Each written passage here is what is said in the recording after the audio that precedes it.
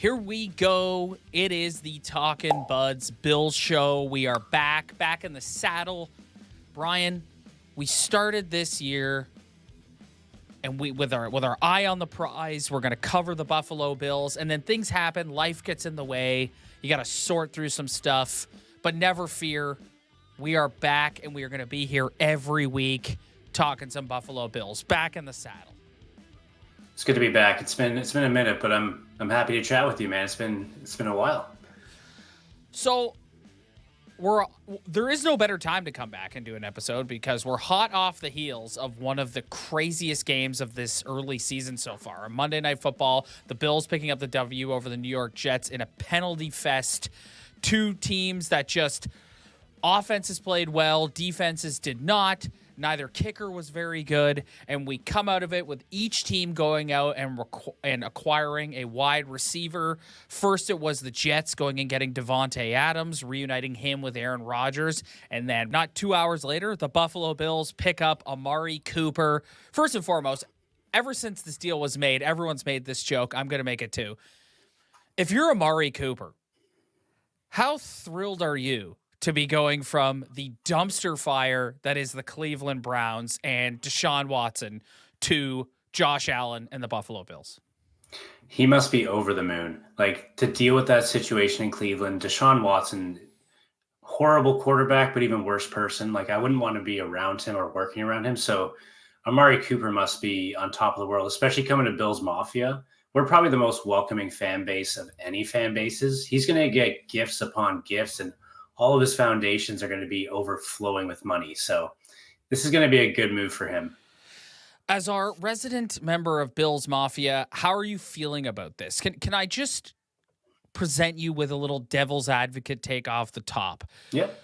We've talked a lot about Stephon Diggs and what removing him did for Josh Allen's psyche and this offense. Now you're bringing in another high-profile wide receiver. I'm not saying Amari Cooper is Stephon Diggs. I'm just saying it felt like moving on from the high-profile wideout who required X amount of targets a game was a good thing for this Buffalo offense.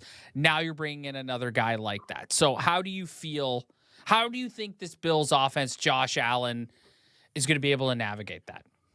I think this time will be a lot easier. Amari Cooper hasn't had the diva stuff that Stephon Diggs has had, especially this year. He's been all over the news for the wrong reasons. So I think with Amari Cooper, he's going to fit in pretty much seamless with this team. He knows he's going to get his targets from Josh because, frankly, we're depleted on offense. We've had so many injuries. We've had Mac Hollins as our deep wide receiver for some reason when he can't catch a or pass to save his life. So I think it's going to be a great fit. And to be honest, like we were handcuffed. We had to do something. The offense has not been performing. We haven't really seen the deep ball do anything this year. So it was a smart move by Brandon Beane, especially how he fleeced the Cleveland Browns. Yes. This is quite a fleecing. So the Browns are just tanking and they're not trying to hide it. We got Amari Cooper for a 3rd-round pick this year and a 7th-round pick in 2026. And they had to give us a 6th-round pick for this year's draft as well.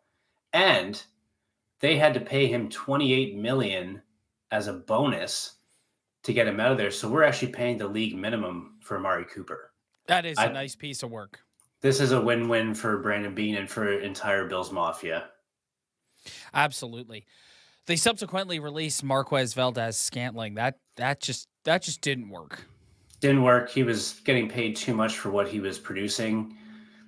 I mean, he probably had 4 targets that actually did something. He was disappointing to me because I was very excited for him, but I mean, I'd take Amari Cooper over him any day. Overall, how are you feeling about the offense as a whole?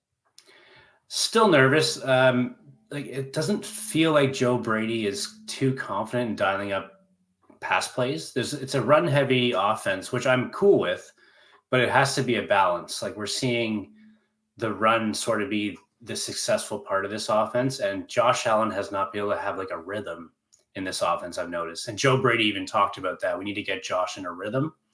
So until I start seeing that, every game I'm nervous. Yeah. There's been some nice stories though. Like Ray Davis was fantastic on Monday night. And just to show you what he can do when he gets the opportunity, like he went for 97 yards rushing, also 55 yards receiving. Yes. He had quite an amazing game. You can see why James Cook excels in this offense. It's made for running backs. And Ray Davis, I was very high on him in preseason, and he did not disappoint. Guy is a truck. It's funny that you say that because they've been looking for a quality running back for such a long time. And it seems like we have two of them now. Because when James Cook is healthy, he's like the best in the league. Yeah, it's pretty incredible. And Josh Allen's Josh Allen, man. Like there's some throws that he makes that are just outrageous, like running across his body to the other side of the field. It's just up until this Amari Cooper acquisition. I mean, no, running backs excluded. Let's remove the running backs. You could say that Josh Allen has been carrying this offense all on his own, especially with Shakir being out. Yes. So I think now you go and you get him a quality target, but I think it's on him. It's on him to not let that pressure get to him of forcing the ball to him. Like I agree. Think he let Diggs get inside his head a little bit, and he's just. Like, he's got to have the maturity and the composure and the self-confidence, quite frankly, to not allow that to happen this time around with Amari Cooper. Yeah, you can't just keep force-feeding him because that's where the turnovers start. That being said, though, the lack of turnovers this year is great. It is. But it shows me that they're not taking chances downfield, which... Yes. That's what I need. Because they don't have confidence in someone they can throw the ball to. But I mean, you picked up Curtis Samuel. You're not even using him. He's no slub. Like, he played really well for the Commanders. We're not using him at all. Why do you think that is? I can't figure it out. He had one good catch in the Jets game for probably 30-plus yards. Why don't they do that more? He's a very talented receiver, and he's getting 2 to 3 looks a game. Yeah. It's puzzling. Maybe Joe Brady and can take it away now with the addition of Amari Cooper and sort of rework the scheme a little bit. I don't know.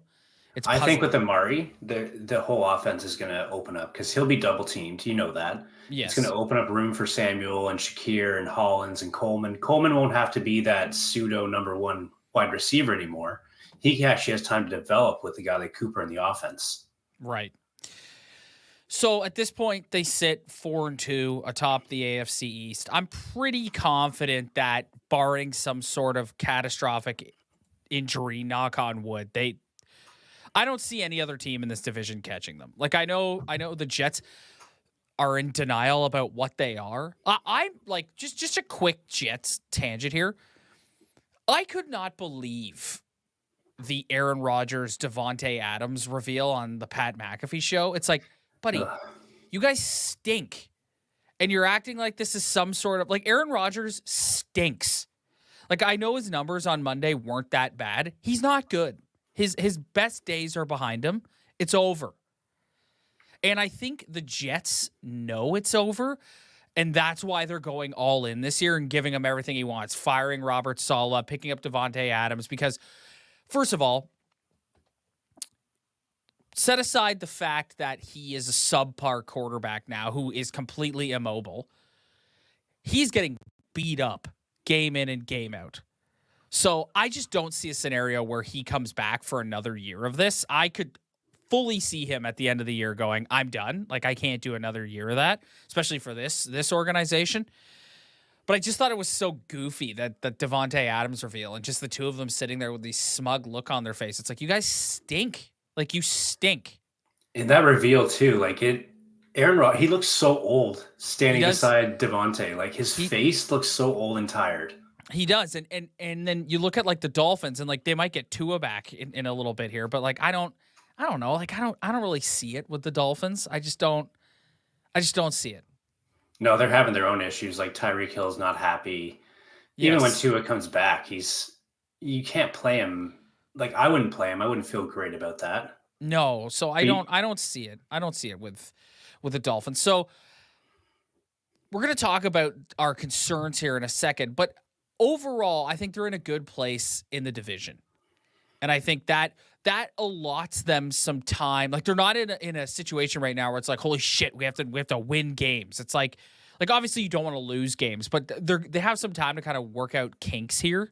Mhm. which sort of moves me into the next sort of phase of this conversation we're having, which is the two concerns. And I'm going to let you pick which one you want to start with. There's the kicking game and there's the defense. Let's start with Which way do you kicking. want to go here? Okay, start with the kicking game. All right. Tyler Bass is an idiot. I am so sick of Tyler Bass. He's like the second highest paid kicker in the league. Guy can't even kick extra points anymore. He's got the yips like I've never seen. I know it was a windy game, but that extra point miss, did you see how far away from the goalpost that went as soon as he kicked it? That looked like you're playing like Madden or something, and you like hit the wrong button when you're Yeah. trying to kick the ball. Yeah. Or you just miss completely and it just flips. Yeah. Like he's lost his mojo. I don't really understand what is with kickers, but once they get the yips, their career is It's over. well, it's like a golfer or something. It's like you Yeah. just once you get in your head and it becomes less of like a fluid motion, sort of automatic. Yeah, you're screwed. Now But on what do that they point do? though, Like what do they do? What do they go get another kicker? Like what do they do? that's what they're doing right now. So they brought in a kicker named Harrison Mevis from Mizzou, I believe, but he's just in for a workout. But they're starting to work out new kickers because it's getting terrible. You can't bring Tyler Bass in the postseason. Yeah, no, No. no, you cannot. I mean, the best part about Tyler Bass on Monday is Greg the Leg was also terrible. And yeah, thank God, because if he makes one of his kicks, the Jets win that game. Yeah. If So Tyler Bass didn't miss that first extra point, I feel like the Bills would have scored way more points. Everything got in their head after that point. yeah, it kind of ruined their mojo, and it permeates. It's like in hockey when your goalie can't make a save or like a pitcher has a bad performance. It's like when you lose confidence in your kicker's ability to like kick the field goal, it messes with your head as an offense because you go out there and you're like, we got to get 7 every time. Like we can't like even if we get close, like field goal range no longer matters if this guy can't make a kick. No, if it's outside 35 yards, you might as well go for it on fourth down because we're not Yeah, getting those points. yeah, 100%. So let's move into the defense now. Just like full transparency, and we don't shy away from this on the show. You are the resident member of Bills Mafia. I am more of a casual member of Bills Mafia. But I think we can both agree that when I look at this team and I think of the playoffs, this defense, as currently constituted, it's very concerning, Brian. It's just from a personnel standpoint, from the way they're executing, it's very concerning. And if you're gonna run up in the playoffs against Lamar and Derrick Henry, or God forbid the Chiefs again, I just look at this group and it doesn't inspire a lot of confidence. No, like the secondary was getting shredded. Damar Hamlin, even though he led the team in tackles for that game, he's just getting exposed every time he's on the field. I really want to see Cole Bishop replace him just to see what we have there. But we are dealing with injuries at Oliver. One of Yes. our main defensive tackles was out for the game. That was very apparent in the running game because Yes. the Jets were just running at will. Brees Hall was getting anything he wanted. It Yep. was, however, nice to see Teron Johnson back, especially that pick he had on Rodgers to save the game. But Taylor Rapp, Christian Benford, even Terrell Bernard, since he's come back from injury, he's been a ghost out there. Like I don't even know he's playing half the time. Like I'll look at the game sheet and he's played basically the whole game and hasn't made a single impact. Do you go and try and acquire some help on defense? I think they do, and I just saw someone was Kevin Massari was tweeting. He's a Bills reporter. Brandon Bean says he's not done yet, and I'm assuming they're looking at defensive players because if you look at our injury report, a lot of defense is all over this report.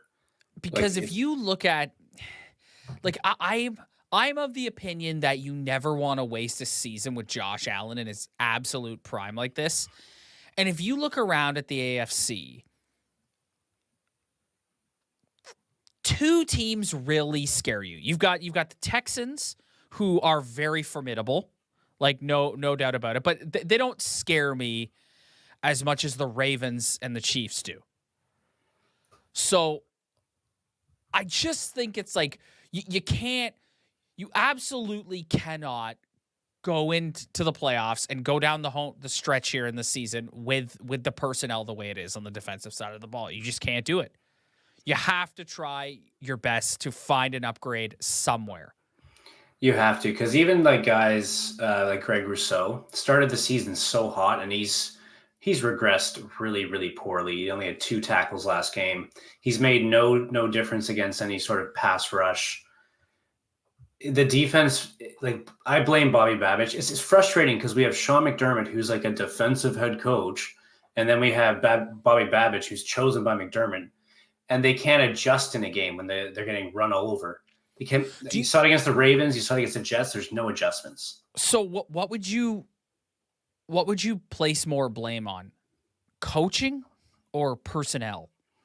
I'd say coaching at this point. Like, we've always done the next man up mentality, and like, we have dudes. Like, I know Von Miller is still suspended, which I have opinions on that I won't say. Mm-hmm. But I believe it's coaching, because we've always been gashed by the run. Doesn't matter who's out there. And they're just pulling the wrong schemes. They're pulling offensive linemen in the wrong direction. They're just getting pushed back, and that's not how you defend the run. Yeah. Well, I mean, if you look ahead to this weekend, they've got the Tennessee Titans, the 1-4 Tennessee Titans, Will Levis. Now, Brian, if Will Levis is moving the ball up and down the field here, I do not think the Titans for 1 second are going to win this game. However, if Will Levis has, that doesn't mean the Titans are going to get shut out. If Will Levis is able to move the ball, that's concerning. It's concerning, and I know we're 4-2, but the way that this team has looked, if we lose to the Titans, McDermott has to be fired immediately. Oh, I don't think they're going to fire. I don't think they're going to fire him in season. I just the NFL is so crazy like that, man. Like, not to get on a side tangent here, but like, look at the Dallas Cowboys. Like, they just, Mike McCarthy is standing on the sideline with a sign that says, "Please fire me," and Jerry just won't do it, because that's just not what you do. The only way you do it is if you have an impulsive owner like Woody Johnson, who has committed his entire football life to Aaron Rodgers. That's the only way you fire a coach in season. But I mean, Brandon Beane should be dedicating his entire life to Josh Allen. So, I do. That's my number one take on the Bills. It always has been. Like, the entire organization should be built around him. I've said that forever. And they seem to be just protecting McDermott for some reason, and it's confusing to me. It's also frustrating because you're wasting Josh in his prime. Yeah. But I mean, back to the Titans game. Titans they have a very good defense. I think that's getting lost in a lot of their poor performances by Will Levis, but they have a very good defense. And Will Levis has shown that he can put together drives more recently. Right. Boneheaded plays that, like, losing the game every time. But if he figures those out, they could be a dangerous team. And especially the way that our offense is going, I'm not sleeping on anybody. 100%. All right, pal, we're going to get out of here for this week, and we'll be back next week to discuss what happens in the Titans game and tee up the following week against the Seattle Seahawks, and just see what it has in store. I mean, the exciting thing is, they go and get Amari Cooper, as you just said. Brandon Beane says he's not done. This looks like the Bills are going to be in the market for the rest of the season up until the trade deadline at least. And here we go. Strap in, buddy.